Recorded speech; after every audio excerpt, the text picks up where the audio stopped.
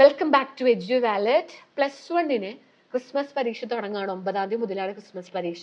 പക്ഷെ നിങ്ങളുടെ ഒരു ഭാഗ്യം എന്ന് പറഞ്ഞു കഴിഞ്ഞാൽ 9-10 ദിവസങ്ങളിലൊക്കെ നിങ്ങൾക്ക് ഇംഗ്ലീഷ്, മലയാളം അങ്ങനത്തെ സബ്ജക്റ്റാണ്.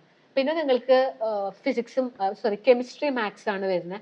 അത് കഴിഞ്ഞ് ഏകദേശം 5 ദിവസം ഗ്യാപ്പ് ഇട്ടിട്ടാണ് ഫിസിക്സും ബയോളജി ഒക്കെ വരുന്നത്. അതായത് നിങ്ങൾക്ക് കുറച്ചൊക്കെ പഠിക്കാനുണ്ട്. ഫിസിക്സിലും ബയോളജിക്കും ഒന്ന് ശ്രദ്ധിക്കണേ. ഫിസിക്സ് പരീക്ഷയ്ക്കും ബയോളജി പരീക്ഷയ്ക്കും നിങ്ങൾക്ക് പഠിക്കാൻ ഗ്യാപ്പ് ഉണ്ട്. പക്ഷെ കെമിസ്ട്രിക്കും മാത്സിനാണ് പഠിക്കാൻ ഗ്യാപ്പ് ഇല്ലാത്തത്. അതുകൊണ്ട് നിങ്ങൾ ഇനിയുള്ള ഓരോ ദിവസവും ഡിസംബർ 3-ാം തീയതി മുതൽ ഡിസംബർ 7-8-ാം തീയതി വരെ നിങ്ങൾ എങ്ങനെ പഠിക്കണം, ഏത് സബ്ജക്റ്റ് ആണ് പഠിക്കുക, ഏത് ചാപ്റ്റർ ആണ് പഠിക്കുക എന്ന് ഞാൻ പറഞ്ഞുതരാം. ഓക്കെ, അപ്പോൾ ഈ ടൈം ടേബിളിൽ ഞാൻ ഫിസിക്സും ബയോളജി ഉൾപ്പെടുത്തിയിട്ടില്ല. ആ ഫിസിക്സും ബയോളജി നിങ്ങൾ ആ ഗ്യാപ്പുള്ള 5 ദിവസം ഒന്ന് സ്പ്ലിറ്റ് ചെയ്ത് പഠിച്ചാൽ മതി. ലീവ് ആയിരിക്കുമല്ലോ, രാവിലെയും വൈകിട്ടൊക്കെ ഇരുന്ന് പഠിച്ചാൽ തീരാവുന്നതാണ് ഫിസിക്സും ബയോളജിയും. അപ്പൊ ഇപ്പൊ നിങ്ങൾ ചെയ്യേണ്ടത് ഡിസംബർ 3-ാം തീയതി മുതലേ ചൊവ്വാഴ്ച മുതൽ രാവിലെ കുറച്ച് നേരത്തെ എണീക്കണം. നല്ല മാർക്ക് സ്കോർ ചെയ്യണം എന്നുള്ളവരെ, +1 ഭയങ്കര ടഫായിട്ട് ഫീൽ ചെയ്യുന്ന കുട്ടികൾ ഉണ്ടാവാം സയൻസ് എടുത്തിട്ട്.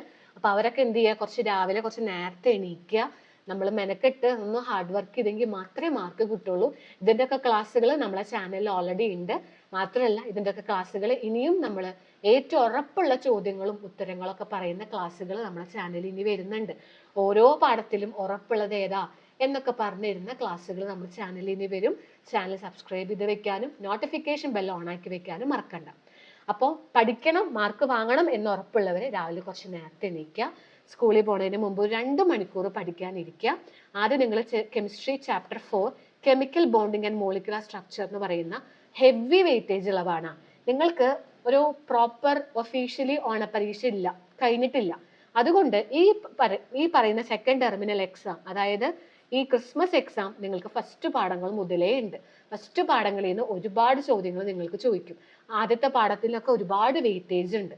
അപ്പൊ ആദ്യത്തെ പാഠം തൊട്ട് നന്നായി പഠിച്ചു പോകണം, എന്നാലേ മാർക്ക് സ്കോർ ചെയ്യാൻ പറ്റുള്ളൂ.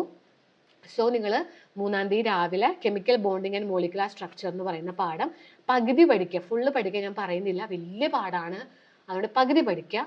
വൈകിട്ട് വന്നിട്ട് നിങ്ങൾ ഇത് കംപ്ലീറ്റ് ചെയ്യുക. ഏത് നമ്മൾ chemical bonding and molecular structure complete ചെയ്യുക.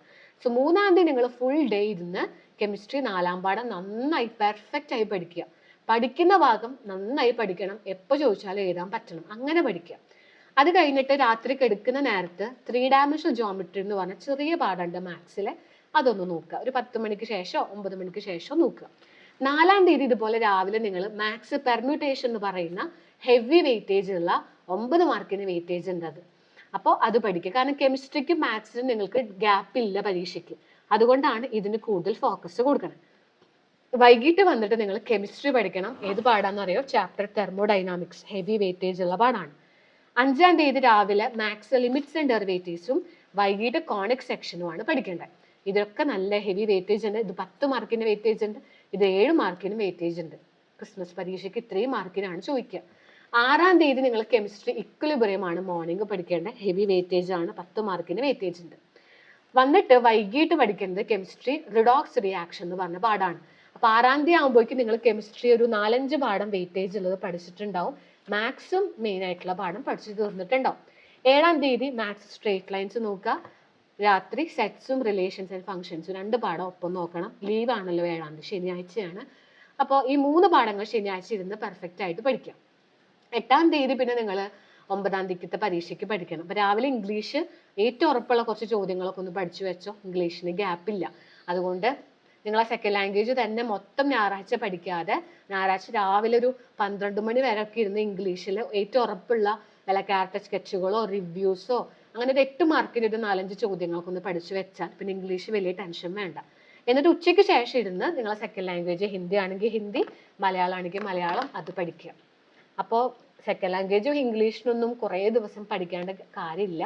തലേ ദിവസം പഠിച്ചാൽ മതി ഇംഗ്ലീഷും സെക്കൻഡ് ലാംഗ്വേജ് ഒക്കെ. കെമിസ്ട്രിക്കും മാത്സും നിങ്ങൾക്ക് പരീക്ഷയ്ക്ക് പഠിക്കാൻ ഗ്യാപ്പ് ഇല്ലാത്തത് കൊണ്ട് നാളെ മുതൽ ഇങ്ങനെ പഠിച്ചു പോയാൽ എല്ലാ വെയിറ്റേജുള്ള പാഠം നിങ്ങളുടെ കഴിയും. അപ്പൊ ഇതേ പ്രകാരം പഠിച്ചു പോവുക. നമുക്ക് ഇനി വീഡിയോസ് ആയിട്ടൊക്കെ കാണാം. ഇമ്പോർട്ടൻറ്റ് ക്വസ്റ്റ്യൻസും ആൻസേഴ്സിൻ്റെ ഒക്കെ വീഡിയോസ് ആയിട്ട് വരുന്നുണ്ട്. അപ്പം അടുത്ത ക്ലാസ്സിൽ കാണാം. Thank you.